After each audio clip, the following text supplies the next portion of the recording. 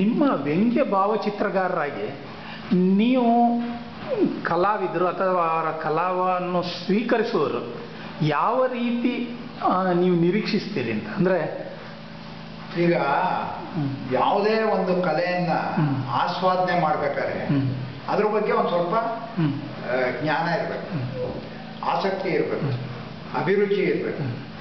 ಇದೆಲ್ಲ ಇಲ್ಲದೇ ಇದ್ರೆ ನಿಮ್ಗೆ ಅದನ್ನ ಆಸ್ವಾದನೆ ಮಾಡೋಕ್ಕಾಗಲ್ಲ. ಏನಕ್ಕೆ ನಾನು ಹಿಂಗೆ ಹೇಳ್ತೇನೆ, ನಿಮಗೆ ವ್ಯಂಗ್ಯ ಭಾವಚಿತ್ರ ಕೇಳಿದ್ರೆ ಹಿಂಗೆ ನೀವು ಒಂದು ವ್ಯಕ್ತಿ ಆ ವ್ಯಕ್ತಿನೇ ಅಲ್ಲ ಅನ್ನೋ ಥರ ವ್ಯಂಗ್ಯ ಭಾವಚಿತ್ರ ರಚಿಸ್ಬಿಟ್ರೆ ಅದು ಬರೀ ವ್ಯಂಗ್ಯ ಆಗುತ್ತೆ, ಭಾವಚಿತ್ರ ಆಗಲ್ಲ.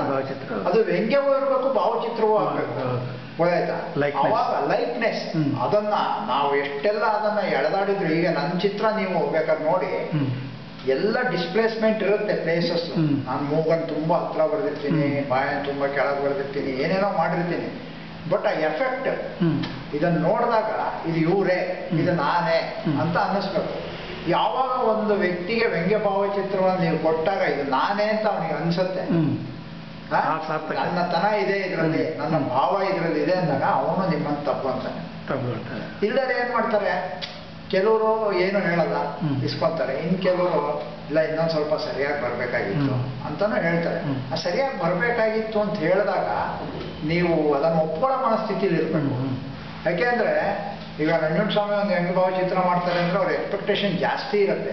ನಾವು ಅರ್ಜೆಂಟಿಗೆ ಯಾವತ್ತೋ ಒಂದು ಸ್ವಲ್ಪ ಆವರೇಜ್ ಅಲ್ಲಿ ಮಾಡಿದಾಗ ಸರ್ ನೀವು ಇನ್ನೂ ಚೆನ್ನಾಗಿ ಮಾಡ್ತೀರಾ ಅನ್ನೋ ಒಂದು ಕ್ಲೂ ಕೊಡ್ತಾರೆ. ಅದ್ರ ಅರ್ಥ ಏನಂದ್ರೆ ನಮ್ಗೆ ಇನ್ನೊಂದು ಮಾಡ್ಕೊಡಿ ಇದನ್ನ ಅಂತ. ಆ ಥರ ಮಾಡಿ ನೀವು ತುಂಬಾ ಚೆನ್ನಾಗಿ ಮಾಡ್ತಿದ್ರಿ, ಯಾಕೆ ಹಿಂಗೆ ಮಾಡಿರಾ ಅಂತಾರೆ. ಅಂತಂದು ಮಾಡಿ ಇದು ಬಹಳ ಚೆನ್ನಾಗಿದೆ ಅನ್ನಿಸ್ಕೊಂಡಿರೋದು ಇದೆ. ಎಸ್ ಎಲ್ ಭೈರಪ್ಪನವರ ವ್ಯಂಗ್ಯ ಚಿತ್ರನ ನಾನು ಉತ್ಥಾನಕ್ಕಾಗಿ ಮಾಡಿದೆ. ಅವಾಗ ಕಾಕುಂಜ ಕೇಶವ ಭಟ್ ಅಂತ ಹೇಳಿ ಅವ್ರು ನನಗೆ ಕೇಳಿ, ನಮ್ಮ ಉತ್ಥಾನದಲ್ಲಿ ಒಂದು ಲೇಖನ ಮಾಡ್ತೀವಿ ಭೈರಪ್ಪನವರದ್ದು, ನೀವು ಒಂದು ವ್ಯಂಗ್ಯ ಚಿತ್ರ ಮಾಡ್ಕೊಳ್ಬೋದು. ಅಷ್ಟೊತ್ತಿಗೆ ಆಗಲೇ ನನಗೊಂದು ಫೀಡ್ಬ್ಯಾಕ್ಗಳಿತ್ತು. ಎಸ್ ಎಲ್ ಭೈರಪ್ಪನವ್ರು ಯಾಕೋ ವ್ಯಂಗ್ಯ ಭಾವಚಿತ್ರನ ಅಷ್ಟೊಂದು ಇಷ್ಟಪಡಲ್ಲ. ಇವ್ರು ಶಿವರಾಮ ಕಾರಂತರು ಸಹ ಅವ್ರಿಗೂ ಕೈ ಅನುಭವ ಒಂದು ವಸ್ತು ಬೇರೆ ಇದೆಲ್ಲ ಇತ್ತು. ನಾನು ಆಮೇಲೆ ಅವ್ರಿಗೆ ಹೇಳಿದೆ, ಸರ್ ಅವ್ರಿಗೆ ಏನು ಅಷ್ಟು ಇಷ್ಟ ಆಗಲ್ವಂತೆ ನೋಡಿ. ಇಲ್ಲ ನೀವು ಮಾಡ್ಕೊಡಿ ನಿಮಿಷ. ಆಮೇಲೆ ಅವ್ರಿಗೆ ಮಾಡಿಕೊಟ್ಟೆ. ಅದರಲ್ಲಿ ಬಹುಶಃ ಅವರ ಪುಸ್ತಕಕ್ಕೆ ಸಂಬಂಧಪಟ್ಟ ಒಂದು ಇದು, ಅವಾಗ ಒಂದು ತಂಬೂರಿ ಇದ್ದಂಗೆ, ತಂಬೂರಿ ಒಳಗೆ ಒಂದು ಲೇಖನ ಇದ್ದಂಗೆ ನನ್ನ ಭೈರಪ್ಪನವ್ರು ಇಟ್ಕೊಂಡು ನಿಂತಿರೋ ಹಾಗೆ ಎಲ್ಲ ಮಾಡಿ. ಆಮೇಲೆ ನಾನು ಅವ್ರಿಗೊಂದು ವಿಷಯನೂ ಹೇಳಿದೆ, ಸರ್ ಇದನ್ನು ತೊಗೊಂಡೋಗಿ ಭೈರಪ್ಪನವ್ರಿಗೆ ತೋರಿಸ್ಬಿಡಿ, ಅವ್ರು ಒಪ್ಪಿಗೆ ಕೊಟ್ಮೇಲೆ ಪ್ರಿಂಟ್ ಮಾಡಿ ಅಂತ. ಪಾಪ ಅವ್ರು ತೊಗೊಂಡೋಗಿ ತೋರಿಸಿ ನನಗೆ ತಕ್ಷಣ ಫೋನ್ ಮಾಡಿದ್ರು, ಇಲ್ಲಪ್ಪ ಅವರು ಭಾಳ ಇಷ್ಟಪಟ್ಟರು ಮತ್ತು ಪ್ರತಿ ಪೇಜಲ್ಲೂ ಇದನ್ನೇ ಹಾಕಿ ಅಂತ ಹೇಳಿದ್ದಾರೆ, ನಾನು ಅದನ್ನೇ ಉಪಯೋಗಿಸ್ಕೊತಾ ಇದ್ದೀನಿ. ಭಾಳ ಸಂತೋಷ ಆಯ್ತು ನನಗೆ. ಯಾಕೆಂದರೆ ಒಪ್ಪಲ್ಲ ಅನ್ನೋರು ಒಬ್ಬರು. ಅದಕ್ಕೆ ನಾನು ಹೇಳೋದೇನು ಗೊತ್ತಾ, ಕೆಲವು ವ್ಯಂಗ್ಯ ಚಿತ್ರಗಳನ್ನ ಸ್ವಲ್ಪ ಗೌರವಯುತವಾಗಿ ಮಾಡಬೇಕು. ಈ ಅನಾಟಮಿಕಲಿ ಅವ್ರ ಒಂದು ಶಿಸ್ತಿರ್ಬೇಕು, ಆ ಶಿಸ್ತಿನಿಂದ ಮಾಡಬೇಕು. ಮತ್ತೆ ಅವರ ತನನೇ ಜಾಸ್ತಿ ಇರಬೇಕು. ಈಗ ಶಿವರಾಮ್ ಕಾರಂತರು ಯಕ್ಷಗಾನ ಅಂದರೆ ಯಕ್ಷಗಾನ ಮಾಡ್ತಿರೋ ಒಂದು ವ್ಯಂಗ್ಯ ಭಾವಚಿತ್ರವನ್ನು ನೀವು ರಚನೆ ಮಾಡಿದ್ರೆ ಅದು ಚೆನ್ನಾಗಿರುತ್ತೆ. ಅದಕ್ಕೆ ಸಂಬಂಧಪಟ್ಟಂಗೆ ಮಾಡಬೇಕು. ಆ ವೃತ್ತಿ ಅವರ ವ್ಯಕ್ತಿತ್ವಕ್ಕೆ ತಕ್ಕಂಥ ಒಂದು ಗೌರವದಿಂದ ಮಾಡಬೇಕೇ ಹೊರತು ಅದು ವ್ಯಂಗ್ಯ ಭಾವಚಿತ್ರ ಫನ್ನಿಗೆ ಸಂಬಂಧಪಟ್ಟಿದ್ದು, ಇದಕ್ಕೆ ಸಂಬಂಧಪಟ್ಟಿದ್ದು ಅಂತೇಳಿ ಅದನ್ನು ತುಂಬ ವಿಕೃತಗೊಳಿಸ್ಬೋದು. ಈ ಹಲವಾರು ಸಮಸ್ಯೆಗಳು ಬರುತ್ತೆ. ಆಮೇಲೆ ಈ ಎಲ್ಲದಕ್ಕಿಂತ ಹೆಚ್ಚಾಗಿ ಅಭಿರುಚಿ ಕೂಡ ಒಂದು ಕಾರಣ ಆಗುತ್ತೆ. ಯಾಕೆಂದ್ರೆ ಮನುಷ್ಯನ ಒಂದು ಸಹಜ ಗುಣ ಏನಪ್ಪಾ ಅಂದ್ರೆ ಬೇರೆಯವರನ್ನ ಬರೆದಾಗ ಅವ್ನು ನೋಡಿ ಸಂತೋಷ ಪಡ್ತಾನೆ, ಅವನನ್ನೇ ಆ ರೀತಿ ಬರೆದಾಗ ಅವನಿಗೆ ಬೇಡ ಅನ್ಸ್ಬೋದು. ಇದು ಮನುಷ್ಯನ ಒಂದು ಸಹಜ ಗುಣ, ಚೆನ್ನಾಗಿರ್ಬೇಕು. ಅಂದ್ರೆ ವ್ಯಂಗ್ಯ ಭಾವಚಿತ್ರ ಬರೆದ್ರೆ ಅದು ಅವಮಾನ ಅಂತ ಏನಾದ್ರು ಕಲ್ಪಿಸುವ ಜನರಿದ್ದಾರೆ. ಯಾಕಂದ್ರೆ ಕೆಲವು ಸ್ವಾಮೀಜಿಗಳ ಚಿತ್ರ ಬರೆದಾಗ ಅದನ್ನ ಯಾಕೆ ಅವರು ಬರೆದ್ರು? ಏನಾಗಿದೆ, ವ್ಯಂಗ್ಯ ಭಾವಚಿತ್ರ ಅಂದ್ರೆ ಅದನ್ನ ಏನೋ ಒಂದು ಆರ್ಟಿಕಲ್ಗೆ ಅಥವಾ ರಾಜಕಾರಣಿಗಳಿಗೆ, ಬಹಳ ವ್ಯಂಗ್ಯ ಭಾವಚಿತ್ರಗಳು ರಾಜಕಾರಣಿ ಮೇಲೆ ಬರೀತಾ ಇದ್ದಿದ್ದು ಬಹಳ ಕಮ್ಮಿ. ಇದ್ರೆ ಈ ಬೇರೆ ಸಾಹಿತಿಗಳದ್ದು ಇವ್ರದ್ದೆಲ್ಲ ವ್ಯಂಗ್ಯ ಭಾವಚಿತ್ರ ಬರ್ತಾ ಇದ್ದಿತ್ತು ಸ್ವಲ್ಪ ಕಮ್ಮಿ ಅಂತ ನನಗನ್ಸಿದೆ. ರಾಜಕಾರಣಿಗಳದ್ದೇ ಜಾಸ್ತಿ ಇದ್ದಿದ್ದರಿಂದ ಸೊ ಇದು ರಾಜಕಾರಣಿಗಳಿಗೆ ಒಂದು ಇರೋ ಒಂದು ರೀತಿ ಅಂತ ಅನ್ಕೊಂಡ್ಬಿಟ್ಟಿದ್ರ ಜನ ಅಂತ. ಬಟ್ ಈಗ ನಾನು ಈ ಕ್ಷೇತ್ರಕ್ಕೆ ಬಂದ್ಮೇಲೆ ಹಾಗೆ ನಾನು ಬಹಳ ಅನೇಕ ದಿಗ್ಗಜರುಗಳದ್ದೆಲ್ಲ ಬರೆದಿದ್ದೀನಿ.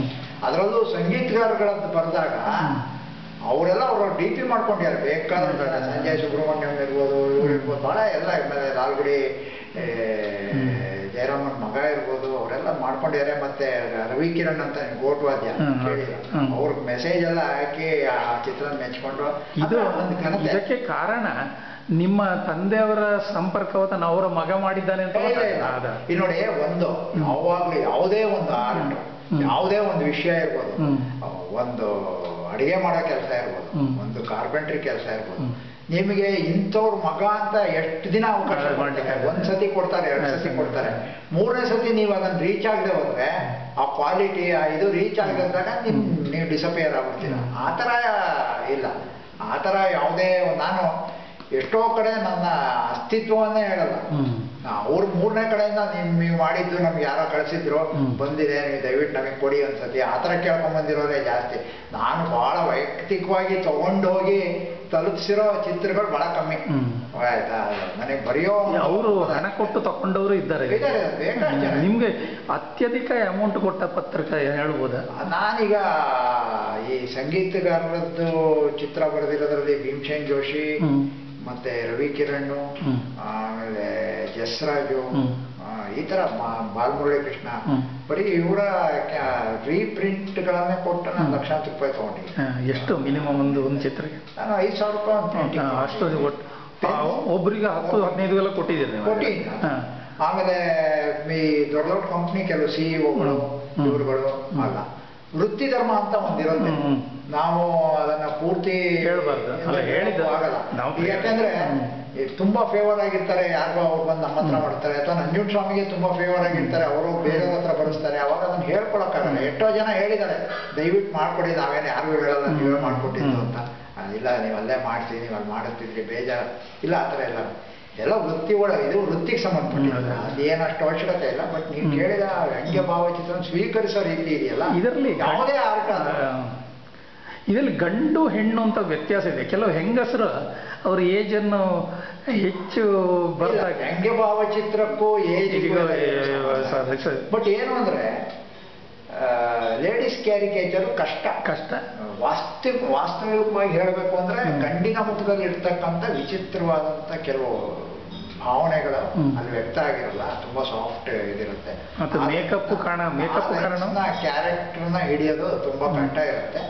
ಆಮೇಲೆ ಎಲ್ಲರೂ ನಿಮ್ಗೆ ಹೇಳಿದ್ನಲ್ಲ, ಕೆಲವರಿಗೆ ಭಾವಗೀತೆ ಇಷ್ಟ ಆಗುತ್ತೆ, ಕೆಲವರಿಗೆ ಸಂಗೀತ ಇಷ್ಟ ಆಗುತ್ತೆ, ಕೆಲವರಿಗೆ ಚಲನಚಿತ್ರ ಗೀತೆ ಇಷ್ಟ. ಹಾಗೆ ಈ ಚಿತ್ರಕಲೆ ಒಳಗೂ ನೀವು ಪೋರ್ಟ್ರೇಟ್ ಭಾಳ ಜನಕ್ಕೆ ಇಷ್ಟ ಆಗುತ್ತೆ, ಕೆಲವರಿಗೆ ಇಲ್ಲ ಪೋರ್ಟ್ರೇಟ್ ಬೇಡ ಚಿತ್ರನೇ ಬೇಕು ಅಂತಾರೆ, ಅವರಿಗೆ ಅದಿಷ್ಟ ಆಗುತ್ತೆ. ಅವರವರ ಇಷ್ಟಕ್ಕೆ ತಕ್ಕಂಗೆ ಅದು. ಆಮೇಲೆ ಅಭಿರುಚಿ, ಮೇಯ್ನಾಗಿ ಯಾವುದೇ ಕಲೆನ ನೀವು ಒಪ್ಕೋಬೇಕು ಅಂದ್ರೆ ನಿಮ್ಗೆ ಅಭಿರುಚಿ ಇರ್ಬೇಕಾಗ್ತದೆ. ಅಭಿರುಚಿ ಇಲ್ಲದವ್ರಿಗೆ ನಿಮ್ಗೆ ಮೈಸೂರು ಪಾಕ್ ಇಷ್ಟ ಇಲ್ಲ, ನಾನು ಮೈಸೂರು ಪಾಕ್ ಕೊಟ್ರೆ ನೀವು ಹಿಂಸೆ ಪಟ್ಕೊಂಡು ತಿಂತೀರಾ. ಮೈಸೂರು ಪಾಕ್ ಹಿಂದೆ ಫಿಲ್ಮ್ ಫೇರ್ ಅಲ್ಲಿ ಎಲ್ಲ R.K. ಲಕ್ಷ್ಮಣ್ ಎಲ್ಲ ವ್ಯಂಗ್ಯ ಭಾವಚಿತ್ರ ಬರಿತಾ ಇದ್ರು, ಸಿನಿಮಾ ಆಕ್ಟರ್. ಹಾಗಾದ್ರೆ ಗುರುತ ಹಿಡಿಲಿಕ್ಕೆ ಆಗ್ತಿರ್ಲಿಲ್ಲ ಸಾಮಾನ್ಯ. ಈ ಸಿನಿಮಾ ಆಕ್ಟರ್ದೆಲ್ಲ ಬರೆಯುವುದು ಕಷ್ಟ ಅಂತ ಹೇಳ್ತಾರೆ. ಅಂದ್ರೆ ಸಿನಿಮಾ ಇಲ್ಲಿ ನೀವು ಒಂದು ಅರ್ಥ ಮಾಡ್ಕೊಂಡು, ಲೈಕ್ನೆಸ್ ಕಷ್ಟ. ಮನುಷ್ಯರು ಅಂದ್ಮೇಲೆ ಸಿನಿಮಾ ಆಕ್ಟರ್ನು ಒಬ್ಬನೇ, ಸಂಗೀತಗಾರನು ಒಬ್ಬನೇ, ಇನ್ನೊಬ್ನು. ಆ ಸವಾಲು ಹೆಚ್ಚಿದೆ ಅಂತ. ಸವಾಲ ಪ್ರಶ್ನೆ ಏನಿಲ್ಲ. ಇಲ್ಲಿ ಯಾವುದೇ ಒಂದು ವ್ಯಕ್ತಿನ ನೀವು ಹಿಡಿಬೇಕಾದ್ರೆ ಲೈಟ್ನೆಸ್ ಬಹಳನೇ ಇಂಪಾರ್ಟೆಂಟ್. ಆ ಲೈಟ್ನೆಸ್ ಇಲ್ಲ ಅಂದ್ಮೇಲೆ ಆ ಚಿತ್ರ ಸೋತೆ. ನಿಮ್ಗೆ ಭಾವ ಇಲ್ಲದ ಸಂಗೀತ, ಭಾವ ಇಲ್ಲದ ಚಿತ್ರ ಸೋತು ಅಂತಾನೆ. ಅದ್ರ ನೀವು ಟೆಕ್ನಿಕಲಿ ಎಷ್ಟೇ ಕರೆಕ್ಟ್ ಇರ್ಬೋದು, ಅದು ಬರೋದೇ ಇಲ್ಲ. ಅದರಿಂದನೇ ಗುಜ್ಜರು ಪ್ರತಿದಿನ ಸಿಕ್ಕಾಗಲೂ ಹೇಳ್ತಾರೆ, ಲೈಕ್ನೆಸ್ ಬಹಳ ಇಂಪಾರ್ಟೆಂಟ್ ಸ್ವಾಮಿ. ಲೈಕ್ನೆಸ್ ಬರದಿದ್ಮೇಲೆ ಅದು ವ್ಯಂಗ್ಯ ಭಾವಚಿತ್ರನೇ. ಬೇರೆ ಉದ್ದೇಶ ಹೆಂಗಿದೆ ನಮ್ಗೆ ಗೊತ್ತಿಲ್ಲ. ಆ ಲೈಕ್ನೆಸ್ ಎಂಬುದು ನಿಮ್ಮ ದೃಷ್ಟಿಕೋನದಲ್ಲಿ ಲೈಕ್ನೆಸ್ ಆಗಿದೆ. ಅವನು ರಿಸೀವರ್ ಇದ್ದವರು 2 ವಿಭಾಗ ಇದೆ. ಒಬ್ಬ ಅವನು, ಇನ್ನೊಬ್ಬರು ಅವರ ಹೆಂಡತಿ ಅಥವಾ ಕುಟುಂಬ, ಇನ್ನೊಬ್ಬರು ಅಭಿಮಾನಿಗಳು. ಇದರಲ್ಲೇನೆ ವ್ಯತ್ಯಾಸ ಇರುತ್ತೆ. ಇವಾಗ ನೀವು ವ್ಯಂಗ್ಯ ಭಾವಚಿತ್ರವನ್ನ ಅವರು ಬರ್ಸಿರ್ತಾರೆ. ಅವ್ರು ಏನ್ ಮಾಡ್ತಾರೆ ಗೊತ್ತಾ, ನೀವು ಕಳಿಸಿದ ತಕ್ಷಣ ನಿಮ್ಗೆ ಒಪಿನಿಯನ್ ಬರಲ್ಲ, ಚೆನ್ನಾಗಿದೆಯೋ ಇಲ್ಲ ಅಂತ. ಅವನೇನ್ ಮಾಡ್ತಾನೆ, ಅವನ ಮಗಳಿಗೋ ಅವನ ಮಗಂಗೋ ಅಥವಾ ಅವ್ರ ನೆಂಟ್ರಿಗೋ ಯಾರೋ ಅವರೆಲ್ಲ ನೋಡಿ ತುಂಬಾ ಚೆನ್ನಾಗಿದೆ, ನಿನ್ ಥರನೇ ಇದೆ, ಹೀಗೆ ಇದೆ ಅಂತ ಹೇಳ್ತಾರೆ. ಫೋನ್ ಬಂದು ಎನ್ಲೈಟ್ ಆಗುತ್ತೆ, ತುಂಬಾ ಚೆನ್ನಾಗಿ ಬರಲಿ ಅಂತ ಒಂದು ಮೆಸೇಜ್, ತುಂಬಾ ಚೆನ್ನಾಗಿದೆ ಸರ್, ಎಲ್ಲರೂ ಹೇಳಿದ್ದಾರೆ ಅಂತ. ಆಮೇಲೆ ಇನ್ ಕೆಲವರು ಅವ್ರಿಗೆ ಅದು ಅರ್ಥ ಆಗಲ್ಲ. ಇಲ್ಲ, ಇದು ಯಾಕೋ ಸರಿ ಬಂದಿಲ್ಲ ಅಂತಾರೆ. ನಾವು ಅವ್ರ ಹತ್ರ ಆರ್ಗ್ಯುಮೆಂಟ್ ಮಾಡೋಕ್ಕಾಗಲ್ಲ. ಸರಿ ಇದೆ, ಸರಿ ಇರ್ಬೋದು, ಅರ್ಥ ಆಗ್ಬೇಕಲ್ಲ. ಅವನು ಆ ಕಾಪಿ ರಾಗನೇ ಆಡ್ತಿರ್ಬೋದು, ನಿನಗೆ ಕಾಪಿ ರಾಗ ಅಂತ ಗೊತ್ತಾಗಿದ್ರೆ ನಾವೇನು ಮಾಡೋಕ್ಕಾಗಲ್ಲ. ಅದು ಫೇಲ್ಯೂರ್ ಅಲ್ಲ, ಅವನಿಗೆ ಅನ್ಸಿಲ್ಲ ಪಾಪ, ಅನ್ಸಿಲ್ಲ. ಅದು ಅವ್ನು ತಪ್ಪು ಅಂತ ಅಲ್ಲ, ಅದು ಭಾವನೆಗೆ ಸಂಬಂಧ. ನೋಡಿ, ಕಲೆ ಅನ್ನೋದು ಭಾವನೆಗೆ ಸಂಬಂಧಪಟ್ಟ ವಿಷಯ. 10 ಜನಕ್ಕೆ ಚೆನ್ನಾಗಿರುತ್ತೆ, 10 ಜನಕ್ಕೆ ಚೆನ್ನಾಗಿರಲ್ಲ. ನೀವು ಎರಡನ್ನೂ ತಗೋಬೇಕು. ಈಗ ನೀವು ಅವ್ರ ಚಿತ್ರ ಚೆನ್ನಾಗಿ ಬರ್ದಿರಿ, ನಂದು ಚಿತ್ರ ಇಲ್ಲ ಅಂತ ಅದಿರುತ್ತೆ. ಯಾಕೆ ಅಂದ್ರೆ ಒಬ್ಬ ಮನುಷ್ಯ ಒಂದ್ ಕೆಲಸ ಮಾಡಿಸ್ಬೇಕಾದ್ರೆ ಇನ್ನೊಂದ್ರಿಂದನೇ ಇನ್ಫ್ಲೂಯೆನ್ಸ್ ಆಗೋದು. ನಾನು ಒಂದ್ ಅಂಗಡಿ ಬೋರ್ಡ್ ಚೆನ್ನಾಗಿ ಬರ್ದಿದ್ರೇನೆ ಅದನ್ನ ನೋಡ್ಕೊಂಡು ಪಕ್ಕದ ಅಂಗಡಿಯನ್ನು ಬರ್ಸೋದು. ಆದ್ರೆ ಪಕ್ಕದ ಅಂಗಡಿಯವನಿಗೆ ಆ ಬೋರ್ಡ್ ತುಂಬಾ ಚೆನ್ನಾಗಿ ಕಂಡುಬಿಟ್ಟಿದ್ರೆ ಅವನ ಅಂಗಡಿ ಬೋರ್ಡ್ ಚೆನ್ನಾಗಿ ಕಾಣದೇ ಇರ್ಬೋದು. ಅದಕ್ಕೇನು ಮಾಡೋಕ್ಕಾಗಲ್ಲ. ಅದು ವೃತ್ತಿ ಒಳಗೆ ಈ ತರದ್ದೆಲ್ಲ ಇದ್ದೇ ಇರುತ್ತೆ. ಹಾಗೆ ನೀವು ಬರ್ಸಿದವ್ರು ಇದ್ದಾರ ಅಂತ ಬರ್ಸಿರೋದು ಇನ್ನೊಂದ್ಸತಿ ಮತ್ತೆ ಅಲ್ಲ, ನಾನು ಬರ್ದಿಲ್ಲ ಅಂತಲ್ಲ ಸರ್, ಇನ್ನೊಂದೇನಾರ ಟ್ರೈ ಮಾಡ್ತೀರಾ ಅಂತ ಹೇಳ್ತಾರೆ. ಇಲ್ಲ ಮಾಡಿ, ಇದು ಚೆನ್ನಾಗಿದೆ ಅಂತ. ಇನ್ ಕೆಲವರು ಇಲ್ಲ ಯಾಕೋ ಇದು ಬರ್ತಾ ಇಲ್ಲ ಅನ್ನೋದು ಇರ್ತಾರೆ. ನನ್ನಲ್ಲಿ ಆಗಿಲ್ಲ ಅದು, ಆದ್ರೆ ಇರ್ತಾರೆ. ಬಟ್ ಏನ್ ಗೊತ್ತಾ, ಅವಾಗ 2ನೇ ಸತಿ ಆದ್ಮೇಲೆ ಒಂದು ಕಮರ್ಷಿಯಲ್ ಆಸ್ಪೆಕ್ಟ್ಸ್ ಇಂದ ನಾವು ನಿಲ್ಲಿಸ್ಬಿಡ್ಬೇಕು. ಇಲ್ಲ ಇದು ಯಾಕೋ ಸರಿಯಾಗ್ತಾ ಇಲ್ಲ, ನೀವು ಬೇರೆ ಕೈಯಲ್ಲಿ. ಯಾಕೆ ನಮಗೂ ಸರಿಯಾಗಲ್ಲ. ಯಾಕೆ ನಮ್ಮ ತಂದೆನೇ ಹೇಳೋರು, ಏನಾದ್ರು ಒಂದು ಬರೀಬೇಕಾದ್ರೆ ಸರಿ ಬರ್ತಿಲ್ಲ ಅಂದ್ರೆ ಸ್ವಲ್ಪ ಬಿಟ್ಬಿಡು, ಹಳೆ ಬರೋಂತೆ. ಹಾಗಾಗಿ ಭಾವ ಅನ್ನೋದು ಬಹಳ ಇಂಪಾರ್ಟೆಂಟು. ಅದು ನಿಮಗೂ ನೋಡೋಂಗೂ ಇರ್ಬೇಕು, ಬರೆಯೋಂಗೂ ಇರ್ಬೇಕು. ಈಗ ನೀವು ಹಳೆ ಕಾಲದ ಹಿಂದಿನ ಕಾಲಕ್ಕೆ ಹೋದರೆ ಅಕ್ಷರದೆಲ್ಲ ಬರಿತಾ ಇದ್ದೀರಿ ಅಂತ ಹೇಳಿದ್ರೆ, ಈಗ ಕೆಲವರು ಯುನೀಕ್ ಆಗಿ ಎಲ್ಲ ಬರ್ದಾಗಿ ಬರಿಬೇಡಿ, ನಂಗೊಂದು ಸ್ಪೆಷಲ್ ಆಗಿ ಬರೆದು ಕೊಡಿ, ಬೇರೆ ಶೈಲಿಯಲ್ಲಿ ಬರೆದು ಕೊಡಿ, ನಿಮ್ದು ಗೊತ್ತಾಗದಾಗಿ ಇರಲಿ ಹಾಗಂತ ಕಮರ್ಷಿಯಲ್ ಅಲ್ಲಿ ಕೇಳಿದವರು ಇದ್ದಾರೆ. ಕೇಳ್ತಾರೆ ಸರ್. ಅದು ಕಮರ್ಷಿಯಲ್ ಆರ್ಟ್ ಇದೆಯಲ್ಲ, ಅದರಲ್ಲಿ ಒಂದು ಟ್ರೆಂಡ್ ಅಂತ ಶುರುವಾಗುತ್ತೆ. ಎಲ್ಲದರಲ್ಲೂ ಒಂದು ಟ್ರೆಂಡ್ ಇರುತ್ತೆ. ಇವಾಗ ಎಷ್ಟೋ ದಿನ ನಂಬರ್ ಪ್ಲೇಟ್ಗಳನ್ನ ತೆಳುವು ಅಕ್ಷರದಲ್ಲಿ ಬರ್ಸ್ಕೊಳ್ಳೋದು, ಕಡ್ಡಿ ಇದ್ದಂಗೆ. ಅದು ಆರ್ಟಿ ಹೋದವ್ರು ಒಪ್ತಾರೋ ಬಿಡ್ತಾರೋ ಅದೆಲ್ಲ ಸೆಕೆಂಡ್ರಿ. ಫೈನ್ ಹಾಕ್ಸ್ಕೊಂಡವ್ರು ಇದ್ದಾರೆ, ಹಂಗೆ ಬರೀಬೇಕು. ಆಮೇಲೆ ಕನ್ನಡದಲ್ಲಿ ಬರೆಸ್ತಾರೆ, ಬೇರೆ ಒಂಥರ ಹ್ಯಾಪಲ್ ಕೈಯಲ್ಲಿ ಪೆನ್ನಲ್ಲಿ ಬರ್ದಂಗೆ ಇರಲಿ, ಆ ಲೈನು ಏನು ಗಾತ್ರ ಎಲ್ಲ ಬೇಡ, ಟ್ರೈನ್ ಮಾಡ್ದಂಗೆ ಇರಬೇಕು ಅಂತಾರೆ. ಬೇಕಾದ ಜನ ಬೋರ್ಡ್ಗಳನ್ನು ಕೂಡ ಹಾಗೆ ಬಳಸ್ತಾರೆ. ಇನ್ ಕೆಲವರು ಅವರೇ ಬರ್ಕೊಂಡ್ಬರ್ತಾರೆ, ಇದೇ ತರ ದೊಡ್ಡದಾಗಿ ಬರ್ಕೊಡಿ ಅಂತಾರೆ. ಅವ್ರ ಹ್ಯಾಂಡ್ ರೈಟಿಂಗ್ ಅಲ್ಲೇ ಇದ್ದಂಗೆ.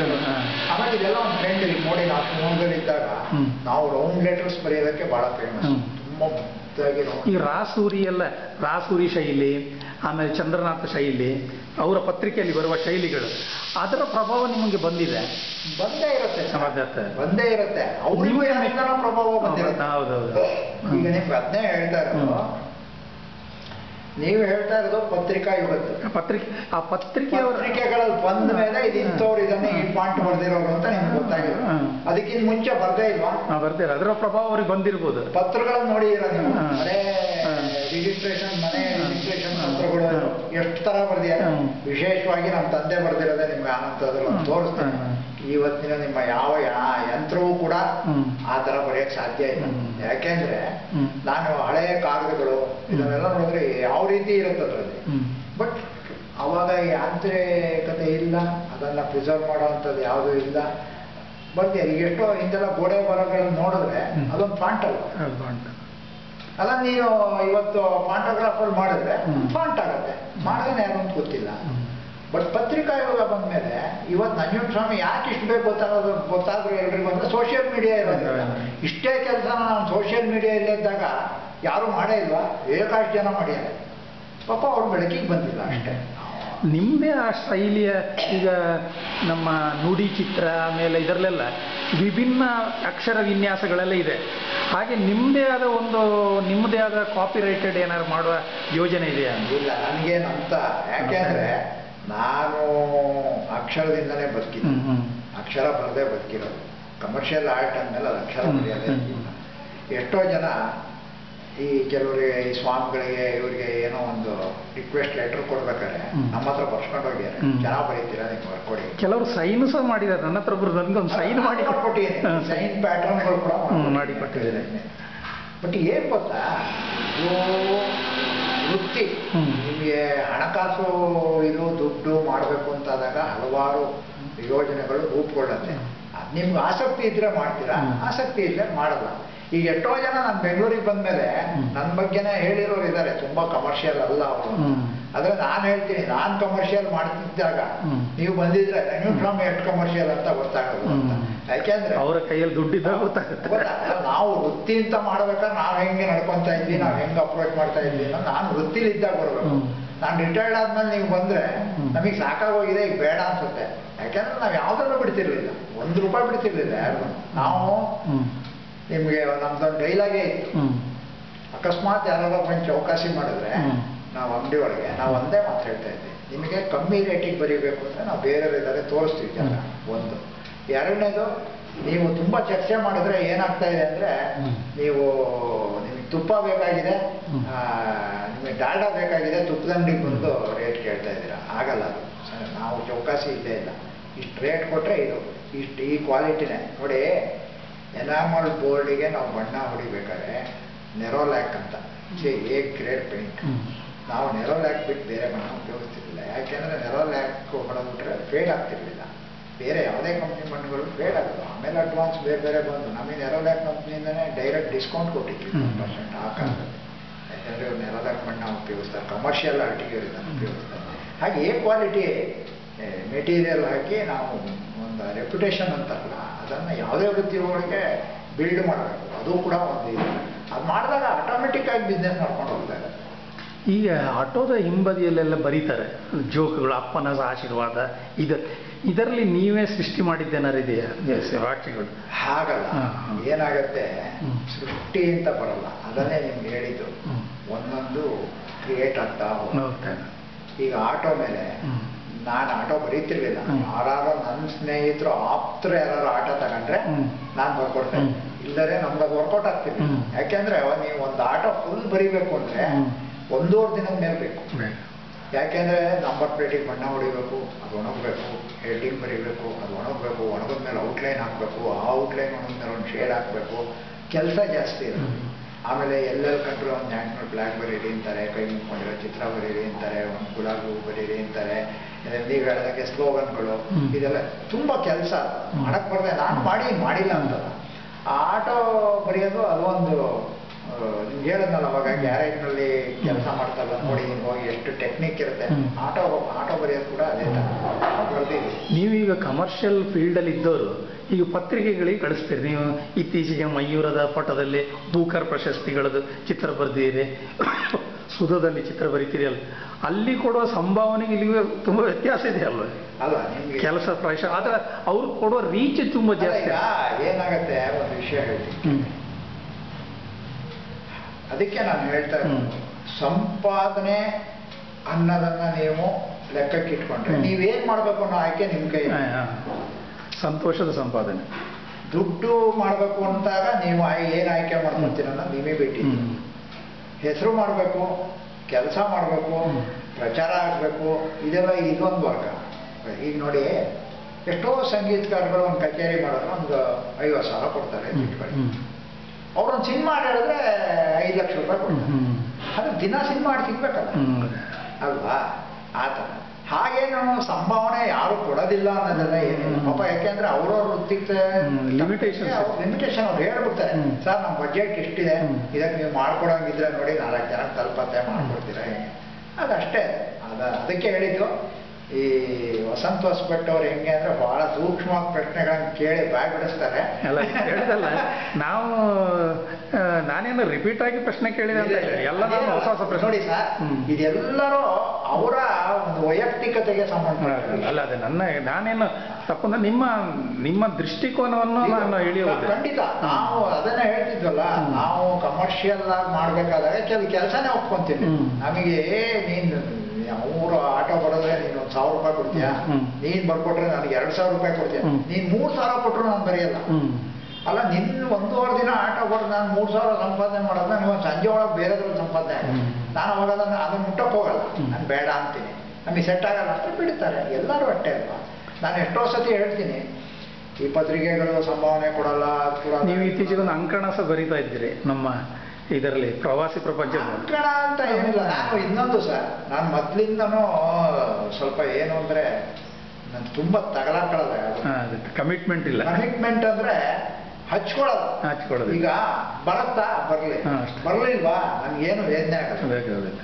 ಇವಾಗ ಯಾವುದೋ ಪತ್ರಿಕೆ ಒಳಗೆ ಬರ್ತಾ ಇತ್ತು, ನಿಂತೋಯ್ತು, ಏನು ಅನ್ಸಲ್ಲ. ನಾನು ಮಾಧ್ಯಮ ಬೇರೆ, ಬಟ್ ನಾನು ಕೆಲಸ ಮಾಡ್ತಾನೆ ಇರ್ತೀನಿ. ಬರುತ್ತೋ ಬಿಡತ್ತೋ ಬರುತ್ತೆ ಸರ್. Ultimately quality. ನೀವು ಒಳ್ಳೆ ಕೆಲಸ ಮಾಡಿ ಹುಡ್ಕೊಂಡ್ಬರ್ತಾರೆ.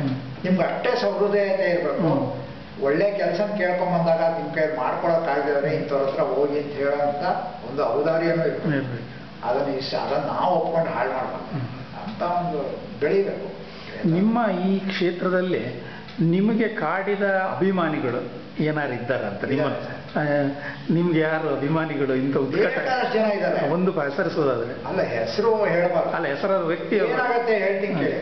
ಇವಾಗ ಎಷ್ಟೋ ಜನ ಕೆಲವ್ರ ಹತ್ರ ಹೇಳ್ಕೊಂಡಿದ್ದಾರೆ, ಇಂಡಿಯನ್ ಸ್ವಾಮಿ ಎಲ್ಲರೂ ಕ್ಯಾರಿಕೇಚರ್ ಮಾಡಿದ್ದಾರೆ, ನಂದು ಮಾಡಿಲ್ಲ ಮಾರೆ. ನಾನು ಒಂದ್ಸತಿ ಕೇಳಿದ್ದೆ ಈ ತರ ಬೇಕಾದ ಜನ ಕೇಳಿದ್ದಾರೆ. ಆದ್ರೆ ನಂದೇನು ಯಾರದ್ದು ಮಾಡಬಾರ್ದು ಇದು ಅನ್ನೋದು ಒಂದಲ್ಲ. ಆಮೇಲೆ ಬಹಳ ಜನ ಅವ್ರ ಹತ್ರ ಒಂದು ಕ್ಯಾರಿಕೇಚರ್ ಮಾಡಿಸ್ಕೋಬೇಕು ನಾವು, ಅದು ಒಂದು ಆಶೀರ್ವಾದ. ನನಗೆ ಜನ ನನ್ನ ಮೇಲೆ ಇಟ್ಟಿರ್ತಕ್ಕಂಥ ಒಂದು ಅಭಿಮಾನ, ಅದು ನನ್ನ ಆಶೀರ್ವಾದ ಅಂತ ತಿಳ್ಕೊಂಡಿದ್ದೀನಿ. ಯಾಕೆಂದ್ರೆ ಬಹಳ ದೊಡ್ಡ ಕಲಾವಿದರು ನಮ್ದೊಂದು ಕ್ಯಾರಿಕೇಚರ್ ನೀವು ಮಾಡಬೇಕು ಅಂತ ಕೇಳೋದಿದೆಯಲ್ಲ, ಅದಕ್ಕಿಂತ ದೊಡ್ಡ ಪ್ರಶಸ್ತಿನೇ ಇಲ್ಲ ಅಂತ ನಾನು ಅನ್ಕೊಂಡಿದ್ದೀನಿ. ಅದು ಬಹಳ ಇದಕ್ಕೆ ನಿಮ್ಮ ಹಿಂದಿನ ಸೇವಿಂಗು ಮತ್ತು ನಿಮ್ಮ ಮಗ ಕೆಲಸ ಮಾಡೋದು ಸಹ ಒಂದು ಉದ್ಯೋಗ ಭದ್ರತೆ ಅಥವಾ ಆರ್ಥಿಕ ಸ್ವಾವಲಂಬನೆ ಇರುವುದು ಕಾರಣ ಇರ್ಬೋದು. ಅಲ್ಲ, ಆರ್ಥಿಕ ಸ್ವಾವಲಂಬನೆ ಅಂದ್ರೆ ಮನುಷ್ಯನಿಗೆ ತೃಪ್ತಿ ಬಹಳ ಇಂಪಾರ್ಟೆಂಟ್. ಅದು ತೃಪ್ತಿಯ ಬದುಕಿದೆ. ಏನು ದುಡಿತಾ ಇದ್ದೀರಾ ಅನ್ನೋದು ಬಹಳ ಇಂಪಾರ್ಟೆಂಟ್. ನೀವು ಇನ್ಯಾರಿಗೋ ಜೋಡಿಸಿಟ್ಟು ಹೋಗೋದಾದ್ರೆ ದುಡಿಮೆ ಹಾಕ್ಬೇಕು ಅಂತ ನಾನು ಕೇಳ್ತೀನಿ. ಗೊತ್ತಾಯ್ತಾ? ಒಂದು. ಆಮೇಲೆ ನೀವು ಆಗ್ಲಿ ನಾನಾಗ್ಲಿ ನಮ್ಮಪ್ಪ ಆಗ್ಲಿ, ನಮ್ಮಪ್ಪ ನಮ್ಗೆ ಏನ್ ದುಡ್ದಿಟ್ಟು ಹೋಗೋದ ಆಸ್ತಿ ಮಾಡಿಟ್ಟು ಹೋದ ಅನ್ನೋದು ಇಂಪಾರ್ಟೆಂಟ್ ಅಲ್ಲ. ನಮ್ಮಪ್ಪ ನಮ್ಮನ್ನು ಹೆಂಗ್ ಬೆಳೆಸಿಯಾನೆ ಅನ್ನೋದು ಬಹಳ ಇಂಪಾರ್ಟೆಂಟ್. ಇವತ್ತು ಈ ಲೆವೆಲಲ್ಲಿ ನಾವು ಒಂದು ಕಲೆಯನ್ನ ಆಸ್ವಾದಿಸ್ತಾ ಇದೀವಿ, ಕಲೆ ಪ್ರಪಂಚದಲ್ಲಿ ಉಳ್ಕೊಂಡಿದೀವಿ. ನೀವೊಂದು ಯೋಚನೆ ಮಾಡಿ, 15 ವರ್ಷ ಹುಡುಗ ಇದ್ದಾಗಿಂದ ನಾನು 65-70 ವರ್ಷ ಹತ್ತತ್ರಕ್ಕೂ ನಾನು ಆ ಕೆಲಸದಲ್ಲೇ ಇದ್ದೀನಿ, ಅದನ್ನ ಮಾಡ್ತಾ ಇದ್ದೀನಿ ಅಂದ್ರೆ ನನ್ನ ಬೇಸ್ಮೆಂಟ್ ಹೆಂಗಿದೆ, ನಮ್ಮ ತಂದೆ ಹೆಂಗ್ ಹಾಕ್ಯಾರ ಅದನ್ನು. ಮತ್ತೆ ಇವತ್ತಿಗೂ ನನಗಿಂತ ಸ್ವಲ್ಪ ವಯಸ್ಸಿನಲ್ಲಿ ಇವ್ರು ದೊಡ್ಡವರು ಕಲಾವಿದರು ಅಂದ್ರೆ ನನಗೆ ಅಷ್ಟು ರೆಸ್ಪೆಕ್ಟ್ ಇದೆ. ಅದನ್ನ ನಮ್ಗೆ ಕಲಿಸ್ಯಾರ. ಇವತ್ತಿಗೂ ನಾನು ಮೇಟ್ರು ಮನೆಗೆ ಹೋದ್ರೆ ಅವ್ರು ಕುತ್ಕೊಳ್ಳೋ ತನಕ ನಾನು ಕುತ್ಕೊಳ್ಳೋಣ ಅಂತಾರೆ. ಅಂದ್ರೆ ಅಷ್ಟು ಆತ್ಮೀಯತೆ ಬೆಳೆದಿದೆ, ಬೇರೆ ಪ್ರಶ್ನೆ. ಅದು ಯಾವಾಗ ಬೆಳೆಯತ್ತೆ? ಈ ನಿಮ್ಮ ಎಲ್ಲ ಇದು ಸರಿ ಇದ್ದಾಗ. ಬರೀ ನೋಡಿ, ನಾನು 15 ವರ್ಷ ನನ್ನ ಮೇಟ್ರ ಹತ್ರ ಕೆಲಸ ಮಾಡಿದ್ರೆ ನಾನು ಒಂದು ದಿನನೂ ಈ ಕೆಲಸಕ್ಕೆ ಇಷ್ಟು ದುಡ್ಡು ಕೊಡ್ತೀನಿ ಅಂತ ಕೇಳ್ತಿರ್ಲಿಲ್ಲ. ಇದ್ರ ಪರಿಣಾಮ ಏನು ಅಂತ ಹೇಳ್ತೀನಿ. ಆ ನಂತರದಲ್ಲಿ ಎಷ್ಟೋ ವರ್ಷದ ಮೇಲೆ ನಾವೊಂದು ಕೆಲಸ ಮಾಡಿದ್ರೆ, ಇವತ್ತು ಸಾಯಂಕಾಲ ನಮ್ಮ ಮೇಟ್ರು ನಮ್ಮ 1,000 ರೂಪಾಯಿ ಕೊಡ್ತಾರೆ ಇದಕ್ಕೆ ಅಂತ ನಾನು ಅನ್ಕೊಂಡಿರ್ತಿದ್ನ, ಅವ್ರು 5,000 ರೂಪಾಯಿ ಕೊಡೋ. ಯಾಕೆಂದ್ರೆ ಇವನು ನನ್ನ ಹತ್ರ ಹಾಗಿದ್ದಾನೆ, ಇವನನ್ನ ನಾವು ದುಡ್ಡಿಂದ ಅಳಿಬಾರ್ದು. ಇವತ್ತು ನಾನು ಅದು ಅವರ ಮನೆ ಮೆಂಬರ್ ಇದ್ದಂಗೆ, ಅವನು ನಮಗೆ ಸಂಬಂಧಪಟ್ಟವನು, ಇಡೀ ಕುಟುಂಬದವ್ರಿಗೆ. ಅದನ್ನು ನಾವು ಬೆಳೆಸ್ಕೋಬೇಕು. ಯಾರು ಆಮೇಲೆ ನಾನು ನನಗಿಂತ ದೊಡ್ಡವ್ರಿಗೆ ಏನೋ ಒಂದು ಕೆಲಸ ಮಾಡಿಕೊಂಡ್ರೆ, ಆರ್ಟಿಸ್ಟ್ಗಳಿಗೆ ಇರ್ಬೋದು, ಯಾರ ಹತ್ರ ನಾನು ಕಂಪಲ್ಷನ್ ಇಲ್ಲ. ಅದೇನು ನೀವು ಪ್ರತಿಯೊಬ್ಬರು ಹುಟ್ಟುಹಬ್ಬದ ಚಿತ್ರಗಳನ್ನು ಉಚಿತವಾಗಿ ಮಾಡಿತಿರ್ತೀರಲ್ಲ. ಈಗ ನೀವು ಒಂದು ಯೋಚನೆ ಮಾಡಿ, ಯಾರು ಹುಟ್ಟುಹಬ್ಬಕ್ಕೆ ಅವ್ರ ಚಿತ್ರಗಳನ್ನೇನು ದುಡ್ಡು ಕೊಟ್ಟು ಬರ್ತಿಲ್ಲ, ಅವ್ರ ಮಕ್ಳಿಗೆ ಬರ್ಸ್ಬೋದು. ನಾನು ಹಾಗೆ ಬರ್ದಿರೋದ್ರಿಂದ ಎಷ್ಟೋ ಜನ ಬೇರೆದನ್ನು ಬರ್ಸ್ಕೊಂಡಿದ್ದಾರೆ. ಬೇರೆ ದೊಡ್ಡ ಅರ್ಥ ಆಯ್ತಾ? ನಿಮ್ಗೊಂದು ಚಿತ್ರಕ್ಕೆ ಒಂದು 4 ಗಂಟೆ ಬರ್ತದೆ ಕೆಲವೊಮ್ಮೆಲ್ಲ, 1-2 ಅವರ್ಸ್ ಎಲ್ಲ ತನೂ ಇದೆ ಸರ್. ಬೇರೆ 1 ಗಂಟೆಗೆ ಬರೆಯೋದಿದೆ, 2 ಗಂಟೆಗೆ. ಇದಕ್ಕೆ ರೆಫರೆನ್ಸ್ ಎಲ್ಲ ಬೇಕಾಗುತ್ತೆ ನಿಮಗೆ. ಆಮೇಲೆ ಡೀಟೇಲಿಂಗು, ನಾವು ಅದ್ರಲ್ಲಿ ಹೇಗೆ ವರ್ಕ್ ಮಾಡ್ತೀವಿ ಅನ್ನೋದ್ರ ಮೇಲೆ ಅದು. ನಿಮಗೆ ಬ್ಲ್ಯಾಕ್ ಆ್ಯಂಡ್ ವೈಟ್ ಚಿತ್ರ ಇಷ್ಟವಾ ಕಲರ್ ಅಂತ? ಎರಡು ಇಷ್ಟ. ಯಾವುದು ಅಂತ? ಅದು ಈ ಕಲರ್ ಮಾಡಿದ್ರೆ ಬ್ಲ್ಯಾಕ್ ಆ್ಯಂಡ್ ವೈಟ್ ಕನ್ವರ್ಟ್ ಮಾಡ್ಲಿಕ್ಕೆ ಆಗುತ್ತೆ. ಅಲ್ಲ, ಕನ್ವರ್ಷನ್ ನೀವು ಬಿಟ್ಬಿಡಿ. ಕನ್ವರ್ಷನ್ ಬೇರೆ. ಈಗ ನಾವು ಚಾರ್ಕೋಲ್ ಪೆನ್ಸಿಲ್ ಅಲ್ಲಿ ಬರೆದಾಗ it is completely black and white ಚಿತ್ರ. ಅದರ ಒಂದು ಹಿಡಿತನೇ ಬೇರೆ, ಅದರ ಒಂದು ಆಟನೇ ಬೇರೆ. ಅದಾಯ್ತಾ? ಆಮೇಲೆ ತಂತ್ರಜ್ಞಾನದಿಂದ ಹೊರತುಪಡಿಸಿದ ಅನೇಕ ವಿಚಾರಗಳಿದೆ. ಈಗ ಪೆನ್ಸಿಲ್ ಡ್ರಾಯಿಂಗ್ ಅಲ್ಲಿ ನೀವು ವೈಟ್ ಬಿಟ್ಟಿ ಮಾಡಬೇಕು. ಈಗ ಒಂದು ಮೀಸೆ ಬರೀಬೇಕಾದ್ರೂ ಅದೊಂದು ವೈಟ್ ಲೈನ್ ಇದ್ರೆ ಅದನ್ನು ನೀವು ಮೊದಲೇ ಬಿಟ್ಕೋಬೇಕು. ಇಲ್ಲದೇ ಹೋದರೆ ಆಮೇಲೆ ನೀವು ಯಾವುದೋ ಒಂದು ವೈಟ್ ಪೆನ್ಸಿಲಲ್ಲಿ ಹಿಂಗೆ ಹೇಳಿದ್ದೀನಿ, ಅದೆಲ್ಲ ಗೊತ್ತಾಗುತ್ತೆ. ನೀವು ಇವಾಗ ನಾನು ಸಂಗೀತಗಾರದ್ದು ಏನು ಚಿತ್ರ ಮಾಡಿದೆ ಅದಷ್ಟು ವೈಟ್ ಬಿಟ್ ಮಾಡಿರೋದು, ಅದರಲ್ಲಿ ಯಾವುದಕ್ಕೂ ವೈಟ್ ಬಳಕೆ ಆಗಿದೆ. ಅದು ತುಂಬ ಕಷ್ಟ ಇರುತ್ತೆ, ಪ್ಲೇಸ್ಮೆಂಟು ಇದೆಲ್ಲ. ಬಟ್ ಹಳೆ ಕಾಲಕ್ಕಿಂತ ಇವಾಗ ಒಂದಷ್ಟು ಅದರಲ್ಲಿ ನಿಮ್ಗೊಂದು ಆಪ್ಷನ್ ಇದೆ. ಏನಂದರೆ ಈಗ ರಬ್ಬರ್ ಪೆನ್ಸಿಲ್ಗಳು ಬಂದಿದೆ ಅಳಿಸೋದಕ್ಕೆ, ಎಷ್ಟು ಸಣ್ಣಗೆ ಬೇಕಾದ್ರೂ ಅಳಿಸ್ಬೋದು. ಮೊದಲು ಆಗಿರ್ತಿಲ್ಲ, ರಬ್ಬರ್ ನಾವೇ ಕಟ್ ಮಾಡ್ಕೋಬೇಕಾಗೋದು ಮಾಡೋದಕ್ಕಾಗ. ತಂತ್ರಜ್ಞಾನದಲ್ಲಿ ಏನಾಗುತ್ತೆ, ನೀವು ಎಲ್ಲದನ್ನೂ ಆ್ಯಡ್ ಮಾಡ್ಬೋದು, ಎಲ್ಲದನ್ನೂ ರಿಪೇರಿ ಮಾಡ್ಬೋದು. ಈಗ ನಿಮ್ಮ ಚಿತ್ರ ನೀವು ಸೋಷಿಯಲ್ ಮೀಡಿಯಾದಲ್ಲಿ ಬಿಟ್ಟಿರ್ತೀರಿ, ಒಂದು ಪತ್ರಿಕೆಯವರು ನಿಮ್ಮ 2 ವಿಭಾಗ ಇದೆ, ನಿಮ್ಗೆ ಕ್ರೆಡಿಟ್ ಲೈನ್ ಕೊಟ್ಟು ಬರೀ ಸಾಕೋದು, ಏನೂ ಹಾಕದೇ ಪ್ರಿಂಟ್ ಮಾಡೋದು. ಇದರಲ್ಲಿ ನಿಮ್ಗೇನಾದ್ರು 2 ಬೇರೆ ಬೇರೆ ಸ್ವೀಕಾರ್ಹ ಏನಾರು ಇದೆಯಾ? ಅಲ್ಲ, ಈಗ ನಿಮ್ಮ ಚಿತ್ರ ನೋಡ್ಕೊಂಡು ನಿಮ್ಮ ಚಿತ್ರ ಅಂತ ನನಗಿಂತ ಮುಂಚಿಂದ ನೀವು ಈ ಫೀಲ್ಡಲ್ಲಿ ಇರೋದು, ಇದ್ರ ಅನುಭವ ನಿಮಗೆ ಜಾಸ್ತಿ ಆಗಿರುತ್ತೆ. ನಿಮ್ಮ ಚಿತ್ರನ ಯಾರೋ ಬಳಸ್ಕೊಂಡಿರ್ತಾರೆ, ನಿಮ್ಗೆ ಗೊತ್ತೇ ಇರೋದು. ಇನ್ಯಾರೋ ಕಳಿಸ್ತಾರೆ, ವಸಂತ ಹೊಸಪೇಟೆ ಅವರೇ ನಿಮ್ಮ ಚಿತ್ರ ಇದಕ್ಕೆ ಬಳಸ್ಕೊಂಡಿದ್ದಾರೆ, ನಿಮ್ಗೆ ಗೊತ್ತಾಯ್ತಾ ಅಂತ. ನಿಮ್ಗೆ ಗೊತ್ತಿಲ್ಲ. ನೀವು ಯೋಚನೆ ಮಾಡಬೇಕು, ಇದನ್ನ ಬಳಸಿರೋದು ಸರಿನಾ, ಸರಿ ಇಲ್ವಾ, ಇದಕ್ಕೆ ನಾನು ವಿರೋಧ ಮಾಡಬೇಕಾ ಮಾಡಬೇಡ. ಅದು ಅವತ್ತಿನ ನಿಮ್ಮ ಮನಸ್ಥಿತಿ ಮೇಲೆ ಇರುತ್ತೆ. ನಿಮಗೆ ಬೇಕು ಅನ್ಸಿದ್ರೆ ವಿರೋಧ ಮಾಡ್ತೀವಿ, ಬೇಡ ಅಂತಾರೆ ಹೋಗಿ ಬಿಟ್ಟ ಅಂತೀರ. ಏನಾಗುತ್ತೆ, ಈಗ ಒಬ್ಬೊಬ್ರು ಮನಸ್ಥಿತಿ ಒಂದೊಂಥರ ಇರುತ್ತೆ. ಸದ್ಯ ಪೇಪರಲ್ಲಿ ಬಂತಲ್ಲ, ಬರ್ಲಿ ಬಿಡಿ, ಏನಂತೀಗ ನೀವು ಕೇಳದೆ ಉಪಯೋಗಿಸ್ಕೊಂಡೇನೆ ಏನಾದ್ರು ಒಂದು ಟ್ಯಾಕಲ್ ಮಾಡಬೇಕು ಅನ್ನೋದು ಇರುತ್ತೆ. ಎಲ್ಲ ಮನಸ್ಥಿತಿಯವರು ಇರ್ತಾರೆ.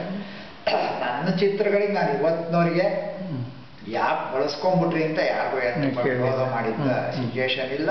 ಆಮೇಲೆ ಯಾರೋ ಆ ರೀತಿ ಬಳಸಿಯಾರೆ, ಬಳಸಿಲ್ಲ ಅಂತಿಲ್ಲ. ನನ್ನ ಎಷ್ಟೋ ಸಾಹಿತಿಗಳ ಚಿತ್ರಗಳನ್ನ ಅವರೆಲ್ಲ ನನ್ನ ಆತ್ಮೀಯರೇ, ಯಾವಾಗ ಸಿಕ್ಕಾಗ ಹೇಳ್ತಾರೆ ನಿಮ್ಮ ಚಿತ್ರ ಬಳಸ್ಕೊಂಡು. ಅವರಿಗೆ 2 ಸಮಸ್ಯೆ ಇರುವುದು. ಒಂದು, ಇದನ್ನು ಯಾವ ಮಾನದಂಡದಲ್ಲಿ ನಾನು ಹಣ ಕೊಡ್ಲಿ, ಅಥವಾ ಎಷ್ಟು ಕೊಟ್ಟರೆ ಕಡಿಮೆ ಆಗತ್ತಂತ ಅಳುಕಿದೆ. ಬಹಳ ಜನ ದುಡ್ಡಿನ ವಿಷಯ ಬಂದಾಗ ಹೇಳ್ತಾರೆ, ಅಲ್ಲ ನಮಗೆ ಖಂಡಿತ ಗೊತ್ತಿದೆ ನಿಮಗೆ ಕೊಡ್ತಾ ಇರೋದು ಇದು ಏನೂ ಅಲ್ಲ, ಬಟ್ ನಮಗೆ ಅದನ್ನು ಕೊಡೋ ಶಕ್ತಿ, ಆದ್ರೆ ಇದನ್ನ ಮಾಡ್ಬೇಕು ಅಂತ ಆಸೆ ಇದೆ, ನೀವು ಸಹಕಾರ ಕೊಟ್ರೆ ಮಾಡ್ತೀವಿ, ನೀವು ಮಾಡ್ಕೊಡ್ತೀರಾ ಅಂತ ಕೇಳ್ತಾರೆ ಮೊದ್ಲೇನೆ. ಇನ್ ಕೆಲವರು ಆಗಿರಲ್ಲ, ಎಷ್ಟು ದುಡ್ಡಾದ್ರೂ ಪರವಾಗಿಲ್ಲ, ನಮ್ಗೆ ಹಿಂಗೆ ಬೇಕು, ಹಿಂಗೆ ಮಾಡ್ಕೊಡ್ತೀರಾ ಅಂತ. ಆಯ್ತು, ಅದು 2 ತರ. ನೀವು ಹೈಯೆಸ್ಟ್ ಡಿಮಾಂಡ್ ಮಾಡಿದ ಏನಾದ್ರು ಇದೆ ಅಂತ ಎಷ್ಟು ಮ್ಯಾಕ್ಸಿಮಮ್? ನಾನು ಈ ಎಂಥದ್ದು ಈ ಪೆನ್ಸಿಲ್ ಕ್ಯಾರಿಕೇಚರ್ಗೆ ಸುಮಾರು 13,000 ರೂಪಾಯಿ ತನಕ ಮಾಡಿದೆ. ಒರಿಜಿನಲ್ A3 ಒರಿಜಿನಲ್ಲೇ ಕೊಡೋದು. ಪ್ರಿಂಟ್ ಮಾಡಿದ್ರೆ 2,000, 5,000, 3,000 ಎಲ್ಲ ಪ್ರಿಂಟ್ ಮಾಡಿದ್ರೆ ಅನ್ನೋ ಪ್ರಶ್ನೆ ಏನಕ್ಕೆ ಬರುತ್ತೆ ಅಂದ್ರೆ, ಪ್ರಿಂಟ್ ಮಾಡಿದ್ರೆ ನಾವೊಂದು ಟಾಟಾ ಆಡ್ಬೋದು, ನಮ್ಗೆ ಆಪ್ಷನ್ ಇರುತ್ತೆ. ಒರಿಜಿನಲ್ ಕೊಡ್ಬೇಕಾದ್ರೆ you should be very careful. ನೀವು ಪ್ರತಿ ಅಂಶನೂ ತಾರ್ಕಿಕವಾಗಿ ನೋಡಿ ಅದನ್ನ ರಚನೆ ಮಾಡಬೇಕಾಗಿರುತ್ತೆ. ಹಾಗಾಗಿ ಆ ರೀಪ್ರಿಂಟ್ ನೀವು ಕೊಟ್ಟ ಮೇಲೆ ಅದರ ಹಕ್ಕು ನಿಮ್ಮ ಹತ್ರ ಇರ್ತದಲ್ಲ, ನಿಮ್ಮಲ್ಲೇ ಇರ್ತದೆ. ಅದು ನೀವು ಏನಕ್ಕೆ ಅವ್ರು ಏನಕ್ಕೆ ಬರೆಸ್ತಾ ಇದ್ದಾರೆ, ಅದು ಏನಕ್ಕೆ. ಈಗ ಬಾಲಮುರಳಿ ಕೃಷ್ಣ ಅವ್ರ ಕ್ಯಾರಿಕೇಚರ್ನ ಆಂಧ್ರದವರು ಒಬ್ರು ನನಗೆ ಕೇಳೋದು, ನನಗೆ ಅದು ಫುಲ್ ಹಕ್ಕು ಕೊಟ್ಬಿಡಿ, ನಾನು ತಗೊಂಡ್ಬಿಡ್ತೀನಿ ಒರಿಜಿನಲ್ನ ಅಂತ. ಎಷ್ಟು ಕೊಡ್ತೀರಾ ಅಂದೆ. ನಾನು 30,000 ರೂಪಾಯಿ ಕೊಡ್ತೀನಿ ಒರಿಜಿನಲ್ ಕ್ಯಾರಿಕೇಚರ್ಗೆ ಅಂತ. ಹಕ್ಕು ನಂದು ಇಲ್ಲ, ನಾನು ಕೊಡಲ್ಲ ಅಂದೆ. ನಾನೇ ಪುಸ್ತಕ ಮಾಡ್ಬೇಕು ನಿಮಗೆ, ಸೊ ನೀವೀಗ ಅದರ ಹಕ್ಕು ಕೊಟ್ಟರೆ ನನಗೆ ಪ್ರಿಂಟ್ ಮಾಡೋಕ್ಕಾಗಲ್ಲ, ನಾನು ಕೊಡೋದಿಲ್ಲ. ಆ ಥರ ನಾನು ಕೊಡೋದಿಲ್ಲ. ನಿಮ್ ಬೇಕಾದ್ರೆ ಒರಿಜಿನಲ್ ಕೊಡ್ತೀನಿ, 30,000 ರೂಪಾಯಿ ಕೊಡಿ, ಕ್ಯಾರಿಕೇಚರ್ ತಗೊಳ್ಳಿ, ಅದೇ ಪ್ರಿಂಟ್ ಹಾಕೊಂಡ್ರೆ ಹಾಕೊಳ್ಳಿ, ನಾವು ಹಾಕ್ತೀವಿ, ನಮ್ಮ ಹತ್ರ ಇರುತ್ತಲ್ಲ. ಈ ಪ್ರಿಂಟ್ ಅವರೇ ಮಾಡ್ಬೋದಲ್ಲ, ನಿಮ್ಮ ಹತ್ರ ಕೇಳೋದು. ಈಗ ನಿಮ್ಮ ಚಿತ್ರಗಳಿದೆ, ಅವಾಗ ಅದು ಅಲ್ಲೇ ಒಂದು ಸ್ಮಾಲ್ ಎಥಿಕ್ಸ್ ಅದೇ ಏನಾಗತ್ತೆ. ಈಗ ಯಾರು ಸಾಮಾನ್ಯ ಆ ಥರ ಚಿತ್ರಗಳನ್ನ ಕದಿಯಕ್ಕೆ ಇಷ್ಟಪಡಲ್ಲ. ಕದಿಯಕ್ಕೆ ಇಷ್ಟಪಡಲ್ಲ ಅಂದ್ರೆ ಹೇಳ್ದೆ ಕೇಳದೆ ಉಪಯೋಗಿಸಿ ಇಷ್ಟಪಡಲ್ಲ. ನಾಳೆ ದಿನ ನಾನೇನಾರ ಅದಕ್ಕೆ ಕೇಸ್ ಹಾಕಿದ್ರೆ ನಿಮ್ಗೆ ಅಂತ ಮನಸ್ಸು ಬಂದವ್ರು ಇದ್ದಾರೆ. ನಮ್ಗೆ ಹೇಳಿದವ್ರು ಇದ್ದಾರೆ, ಕಂಪ್ಲೇಂಟ್ ಕೊಡಿ, ಒಂದು ಇದು ಮಾಡಿ ಅಂತ. ನಮಗೆ ಅದನ್ನ ಹೇಳಿದ್ದು, ಅದೇ ನಿಮಗೆ ಅದು ಬೇಕೋ ಬೇಡ ಅನ್ನೋದು ಬಹಳ ಇಂಪಾರ್ಟೆಂಟ್ ಆಗಿದೆ. ನಿಮಗೆ ವ್ಯಂಗ್ಯ ಭಾವಚಿತ್ರ ಮತ್ತು ವ್ಯಂಗ್ಯ ಚಿತ್ರ, ಇದರಲ್ಲಿ ನಿಮ್ಗೆ ಹೆಚ್ಚು ಸಂತೋಷ ಕೊಡುವುದು ಯಾವುದು? ನನಗೆ ಆಕ್ಚುಲಿ ಆತ್ಮದಲ್ಲಿ ಹೇಳ್ಬೇಕು ಅಂದ್ರೆ 2ಕ್ಕೂ ಒಂದೇ. ವ್ಯಂಗ್ಯ ಭಾವಚಿತ್ರ ಅದೊಂದು ಲೋಕ ಬೇರೆ. ಅದು ಈ ವ್ಯಂಗ್ಯ ಚಿತ್ರಗಳು ಆ ಪಂಚ್ ಅವತ್ತಿನ ಇದಕ್ಕೆ ಅದು ಕೂಡ ಅದೊಂದು ಬೇರೆ. ನೀವು ಇವಾಗ ಅವಾಗ ಹೇಳಿದ್ರಿ ಕಾರ್ಟೂನ್ಗಳಲ್ಲಿ ಅವರ ವ್ಯಂಗ್ಯ ಭಾವಚಿತ್ರ ಆ ಥರ ಇರೋದಿಲ್ಲ ಅಂತ. ಅದೇನಕ್ಕೆ ಇರೋದಿಲ್ಲ ಅಂದ್ರೆ ಕಾರ್ಟೂನಿಗೆ ಅಷ್ಟು ಸಾಕಾಗಿರುತ್ತೆ. ಇವತ್ತು ನಾವು ಯಾವ್ದನ್ನು ಬರೆದಿದ್ದೀರಿ ಆ ಕಾರ್ಟೂನಲ್ಲಿ ಅದು ಅವರು ಅಂತ ಗೊತ್ತಾದ್ರೆ ಅದು ಸಾಕಾಗಿರುತ್ತೆ, ಮತ್ತು ಅದು ಅವತ್ತಿನ ಪ್ರಕ್ರಿಯೆ ಮಾತ್ರ. ಹಾಗಾಗಿ ಅದು ಬಹಳ ಜನ ಅದನ್ನ ಆ ಥರ. ನನ್ನ ಕಾರ್ಟೂನಲ್ಲೂ ನಾನೇನು ಕ್ಯಾರಿಕೇಚರ್ ಬರ್ದಂಗೆ ಬರೆಯಲ್ಲ ಎಲ್ಲ ಚಿತ್ರನ. ಈ ದತ್ತಾತ್ರೇಯ ಚಿತ್ರ ಬರೆದಾಗ ಅವ್ರ ಹೆಂಡತಿ ಚಿತ್ರ, ಆ ಹೆಂಡತಿಗೆ ಅದು ಸೌಮ್ಯತೆ ಇದೆ, ನಾನು ನೋಡಿಲ್ಲ. ಇಲ್ಲ ಅದು ಜನರು, ಅದಕ್ಕೆ ಅವರ ಆಕ್ಷೇಪಗಳೇನಿಲ್ಲ. ಓಕೆ, ನೀವು ಬಣ್ಣ ಮತ್ತು ಇದು ಎರಡನ್ನು ನೀವು ಹೆಚ್ಚು ಮಾಡ್ತೀರಿ. ನನಗೆ ವೈಯಕ್ತಿಕವಾಗಿ ನಿಮ್ಮ ವ್ಯಂಗ್ಯ ಚಿತ್ರಕ್ಕಿಂತ ವ್ಯಂಗ್ಯ ಭಾವಚಿತ್ರ ವಿಶೇಷ. ನನ್ನ ಒಬ್ಬೊಬ್ಬರ ಟೇಸ್ಟ್ ಇದೆ ಅಂತ ನಾನು ಹೇಳಿದ್ದಲ್ಲ. ನಿಮಗೆ ಮೆಚ್ಚಿನ ವ್ಯಂಗ್ಯ ಭಾವಚಿತ್ರಗಾರರು ಅಂತ ಯಾರು ಇದ್ದಾರಾ ಅಂತ? ಇದ್ದಾರೆ. ಯಾರು? ನಾನು ಆ್ಯಕ್ಚುಲಿ ನೋಡಿ, ಈ ಫೀಲ್ಡಿಗೆ ಬಂದಮೇಲೆ ನಾನು ಭಾಳ ಜನ ಈ ಫಸ್ಟ್ ಬಹಳ ಇಷ್ಟಪಟ್ಟಿದ್ದು ಗುಜ್ಜರ್ ಚಿತ್ರ. ಅವರ ಕೆಲವು ಲೈನ್ ಡ್ರಾಯಿಂಗ್ ಬಹಳ ಅಚ್ಚುಮೆಚ್ಚು. ಬಿಸ್ಮಿಲ್ಲಾ ಖಾನ್ ಅವ್ರದ್ದು ಗೆರೆಗಳು, ಆಮೇಲೆ ಲಂಕೇಶ್ ಅವರದ್ದು, ಆಮೇಲೆ ವಾಟಾಳ್ ನಾಗರಾಜ್ ಅವರದ್ದೆಲ್ಲ ಹಳೆ ಎಲ್ಲ ನೋಡಿದಾಗ, ಆಮೇಲೆ ಆ ಫಾರ್ಮೇಶನ್ ಇವೆಲ್ಲ ಒಂಥರ ತುಂಬ ಲೈಟ್ನೆಸ್ ಇರೋಂಥ ಕ್ಯಾರಿಕೇಚರ್ಗಳು. ಈ ಥರ ಬಹಳ ಜನ ಬರ್ದಿದ್ದಾರೆ, ಬಹಳ ಜನದ ಇಷ್ಟ ಆಗಿದೆ. ಡೇವಿಡ್ ಲೆವಿನ್ ಅಂತ ಈ ಮನೋಹರ್ ಆಚಾರ್ಯ ಬರೆದಿರೋ ಅಂತ ವಿದೇಶಿ ವ್ಯಂಗ್ಯ ಚಿತ್ರಗಾರರ ಪ್ರಭಾವ ಏನಾದ್ರು? ಪ್ರಭಾವ ಇರುತ್ತೆ, ಇರಲ್ಲ ಅಂತಲ್ಲ. ಈಗ ನೀವು ಚಿತ್ರಗಳನ್ನ ಗಮನಿಸಕ್ಕೆ ಶುರು ಮಾಡಿದ್ಮೇಲೆ ನಿಮ್ಗೆ ಅದನ್ನ ಹೀರೋ ಅಂತ ಒಂದು ಸ್ವಭಾವ ಇದ್ದಾಗ ಎಲ್ಲೋ ಒಂದ್ ಕಡೆ ಅದ್ರ ಪ್ರಭಾವ ಇರುತ್ತೆ. ಆದ್ರೆ ನಮಗೊಂದು ಕೊರತೆ ಇದೆ. ನಾನು ವೈಯಕ್ತಿಕವಾಗಿ ಹೇಳೋದಾದ್ರೆ ನಮ್ಮ ಜನದಲ್ಲಿ ಒಂದು ಕೊರತೆ ಇದೆ. ಅವರು ಪ್ರಭಾವ ಆಗಿದ್ದೇ ಯಾರಿಂದ ಅವ್ರ ಹೆಸರು ಹೇಳ್ಕೊಳ್ಳೋದೇ ಇದು ಒಂದು ಫ್ಯಾಷನ್ ಆಗಿದೆ. ಅದು ನನಗೆ ಅದಷ್ಟು ಇಷ್ಟ ಆಗಲ್ಲ. ನಾನು ಯಾರಿಂದ ಪ್ರಭಾವಿತ ಆಗಿರ್ತೀನಿ ಅವರದ್ದೇ ಹೇಳ್ಬೇಕು. ವೈಯಕ್ತಿಕವಾಗಿ ನಮ್ಮ ಕರ್ನಾಟಕದಲ್ಲಿ ಈಗ ಹರಿಣಿಯವರು, ಪ್ರಕಾಶ್ ಶೆಟ್ಟಿ ಅವರು, ಚಿತ್ರಮಿತ್ರ ಅವರು ಬಹಳಷ್ಟು ಕೆಲಸ ಮಾಡಿದ್ದಾರೆ. ಅವರಿಂದ ಪ್ರಭಾವ ಆಗಿಲ್ಲ ಅಂತ ಹೇಳಕ್ಕಾಗಲ್ಲ. ಚಿತ್ರಮಿತ್ರ ಬಹಳ ಡಿಟೇಲ್ ಆಗಿ ಇನ್ನೂ ನರಗಳನ್ನು ಇನ್ನೂ ಹೆಚ್ಚು ಶ್ರಮ ಪಟ್ಟು ನಿಮ್ಗೆ ಯಾವಾಗ ನೀವು ಆರ್ಟಲ್ಲಿ ಇರುತ್ತೆ. ಈಗ ಅದೇ ನನಗೆ ಹೇಳಿಲ್ವಾ, ನನಗೆ ಅಷ್ಟೇ ಜನ ಹೇಳೋದು ನೀವು ಆ ಗುಂಡಿಗೆ ಹಾಕಿದ್ದು ಹೊಲಿಗೆ ಕೂಡ ಬರೀತೀರಾ ಅಲ್ಲ, ಬರ್ಸತ್ತೆ. ಅದು ಕೂಡ ಒಂದು ಆಸ್ವಾದನೆ. ಆ ಡೀಟೇಲ್ ಇವಾಗ ಯಾವನೋ ಒಬ್ಬ ಒಳ್ಳೆ ಕನ್ನಡಕ ಹಾಕೊಂಡಿದ್ರೆ ಫ್ರೇಮ್ನ ಹೆಸರು ಕೂಡ ಬರೆಯೋದಿಲ್ಲ. ಅದು it's A part of art ಅನ್ನೋ ಥರ. ಎಷ್ಟು ಡೀಟೇಲ್. ನೀವು ವಿ ವಿ ರಾಮಮೂರ್ತಿ ಅವರ ವ್ಯಂಗ್ಯ ಚಿತ್ರಗಳನ್ನು ನೋಡಿದ್ದೀರ? ಅವ್ರದ್ದು ನಿಮ್ಗೆ ಅಷ್ಟು ಅಂದ್ರೆ ಅದೊಂದು ಕೆಟಗರಿ. ಆರ್ ಕೆ ಲಕ್ಷ್ಮಣ ಇಷ್ಟಪಡ್ತೀನಿ, ಎಂಜಾಯ್ ಮಾಡ್ತೀನಿ. ಇವಾಗ ನಾನು ಅದಕ್ಕೆ ನಿಮ್ಗೆ ಹೇಳ್ತಾ ಇರೋದು, ನಾನು ಸಿನಿಮಾ ಆಡೋದು ತುಂಬಾನೇ ಇಷ್ಟಪಡ್ತೀನಿ. ಆದ್ರೆ ನನ್ನ ಮನಸ್ಸಿದೆಯಲ್ಲ ಅದು ಪೂರ್ತಿ ಕೇಂದ್ರೀಕೃತವಾಗಿರೋದು ಕ್ಲಾಸಿಕಲ್. ನಾನು ಎಷ್ಟೇ ಸಿನಿಮಾ ಹಾಡು ಕೇಳ್ಕೊಂಬಂದ್ರು ಮತ್ತದು ಸಂಗೀತದ ಕಡೆಗೆ ಎಳೆಯುತ್ತದೆ. ಹಾಗೆ ನಾವು ಈ ತರ ಕ್ಯಾರಿಕೇಚರ್ಗಳ ಮೇಲೆ ನಮಗೆ, ನಾನು ಯುರೋಪಿಯನ್ ಕ್ಯಾರಿಕೇಚರ್ಸ್ ನೋಡಿದಾಗ ಎಷ್ಟು ಡೀಟೇಲ್ಸ್, ಅವ್ನ ಹಣೆ ಮೇಲೆ ಒಂದು ಗುಳಿ ಬಿದ್ದಿದ್ರು ಅದನ್ನು ಮಾಡಿರ್ತಾರೆ. ಅದನ್ನು ಮಾಡಬೇಕು, ಆ ವ್ಯಕ್ತಿಯ ಒಂದು ಇದಿರುತ್ತೆ. ಆಮೇಲೆ ನೋಡಿ, ವ್ಯಕ್ತಿಗೆ ಹಣೆ ಮೇಲಿನ ಒಂದು ಕೆಚ್ಚು, ಮೂಗಿನ ಮೇಲೆ ಒಂದು ಗುಳ್ಳೆ, ಎಲ್ಲವೂ ಅವನ ವ್ಯಕ್ತಿತ್ವದಲ್ಲಿರುತ್ತೆ. ಅದು ಬರೀದೇ ಹೋದ್ರೆ ಅದು ಅವನು ಅಂತಾನೆ ಗೊತ್ತಾಗೋದಿಲ್ಲ. ಅದೆಲ್ಲ ಲೈಫ್ ಲೈನಲ್ಲಿ ನಿಂತಿರುತ್ತೆ. ಅದೆಲ್ಲ ಪಾಯಿಂಟ್, ಅದನ್ನೆಲ್ಲ ಗಮನಿಸಿ ಅದನ್ನ ಮಾಡೋದು. ಅದು ಒಂದು ವ್ಯಂಗ್ಯ ಚಿತ್ರ. ನೀವು ವ್ಯಂಗ್ಯ ಚಿತ್ರಗಳಲ್ಲಿ ಎಸ್ ಕೆ ನಾಡಿಗರ ಚಿತ್ರ ಹೆಚ್ಚು ನಿಮಗೆ ಇಷ್ಟ ಇದೆ. ಯಾಕೆ ನಾವು ಸಣ್ಣ ಹುಡುಗರಿಂದ ನಾವು ಕೆ ಆರ್ ಸ್ವಾಮಿ, ನಾಡಿಗು ಇವ್ರಗಳದ್ದೇ ನೋಡ್ಕೊಂಡ್ರು, ಹುಬ್ಳಿಕರ್ರು ಅವ್ರದ್ದೇ ನೋಡ್ಕೊಂಡು. ಇತ್ತೀಚೆಗೆ ಪತ್ರಿಕೆ ವ್ಯಂಗ್ಯ ಚಿತ್ರಗಾರರ ಆಕ್ಷೇಪ ಏನು ಅಂದ್ರೆ ವ್ಯಂಗ್ಯ ಚಿತ್ರಗಳ ಸ್ಥಳ ಕಡಿಮೆ ಆಗ್ತಾ ಇದೆ. ಇದಕ್ಕೆ ಏನು ನೀವು ವಿಶ್ಲೇಷಣೆ ಮಾಡ್ತೀರಾ? ಅಲ್ಲ, ಈಗ ನನ್ನ ವೈಯಕ್ತಿಕ ಅಭಿಪ್ರಾಯ, ಒಂದು ಪತ್ರಿಕೆಗಳು ಇವತ್ತು ನಡೆಸೋದೇ ತುಂಬಾ ಕಷ್ಟದಲ್ಲಿದೆ ಅನ್ನೋದು. ಯಾಕೆಂದ್ರೆ ಇವತ್ತಿನ ದಿನ ನಿಮ್ಗೆಲ್ಲವೂ ಆನ್ಲೈನಲ್ಲಿ ಸಿಕ್ಬಿಡೋದು. ಪತ್ರಿಕೆಗಳು ಬಹುಶಃ ನಡೀತಾ ಇರೋದು ನನಗಿರುವ ಮಾಹಿತಿ ಪ್ರಕಾರ ಅವರಿಗೆ ಬರ್ತಕ್ಕಂಥ ಅಡ್ವರ್ಟೈಸ್ಮೆಂಟ್ ಇದರಿಂದ. ಈಗ ಕಾರ್ಟೂನು ಹಾಕಬೇಕಾ ಬಿಡಬೇಕಾ, ಬೇಕಾ ಬೇಡವಾ ಅನ್ನೋದು ಪತ್ರಿಕೆಯವರಿಗೆ ಸಂಬಂಧಪಟ್ಟಂಥ ವಿಷಯ. ಬಟ್ ಅದು ನಮ್ಮ ಹಕ್ಕು ಅಂತ ನಾವು ಹೇಳಕ್ಕಾಗಲ್ಲ. ಈಗ ಅವ್ರು ನಮ್ಮ ಹತ್ರ ಕೇಳಿ ಬರ್ಸ್ಕೊಂಡಾಗ ಅವ್ರು ಅದನ್ನು ಸಂಭಾವನೆ ಕೊಡದೆ ಹೋದ್ರೆ, ಅದನ್ನು ಹಾಕದೆ ಹೋದ್ರೆ ಅವಾಗ ಏನಲ್ಲ ನೀವು ಕೇಳ್ಬೋದು. ನಾವಾಗೆ ಪತ್ರಿಕೆಗಳಿಗೆ ವ್ಯಂಗ್ಯ ಚಿತ್ರಗಳನ್ನು ಕಳಿಸಿ ಅವ್ರ ಪ್ರಕಟಣೆ ಮಾಡದೇ ಇದ್ದಾಗ ನಿಮ್ಗೇನು ಹಕ್ಕಿದೆ? ಏನೂ ಇರಲ್ಲ. ಬಟ್ ಆದರೆ ನಮ್ಮ ಒಂದು ಅಭಿಲಾಷೆ, ನಮ್ಮ ಅದನ್ನು ನೀವು ಏನು ಹೇಳ್ಬೋದು ಅಂದರೆ ನಮ್ಮ ಒಂದು ರಿಕ್ವೆಸ್ಟ್ ಅಂತ ಹೇಳ್ಬೋದು. ವ್ಯಂಗ್ಯ ಚಿತ್ರಗಾರಿಗೆ ಒಂದು ಸಲ ಅವಕಾಶ ಕೊಡಿ ಪತ್ರಿಕೆಗಳು, ಅವ್ರ ಮೇಲೆ ಬರಬೇಕು. ಯಾಕೆಂದರೆ ಆದ್ರೆ ಒಂದು ಯಾರೇ ಯಾವುದೇ ಪುಸ್ತಕ ತೆಗೆದು ನೋಡಿದ್ರು ಫಸ್ಟ್ ನೋಡೋದು ವ್ಯಂಗ್ಯ ಚಿತ್ರ. ಹಂಗಿನ ದೀಪಾವಳಿ ವಿಶೇಷಾಂಕಗಳನ್ನು. ಆಮೇಲೆ ಇನ್ನೊಂದೇನು ಅಂದರೆ ವ್ಯಂಗ್ಯ ಚಿತ್ರಗಳ ಕ್ವಾಲಿಟಿ ಹೆಚ್ಚು ಮಾಡಬೇಕು.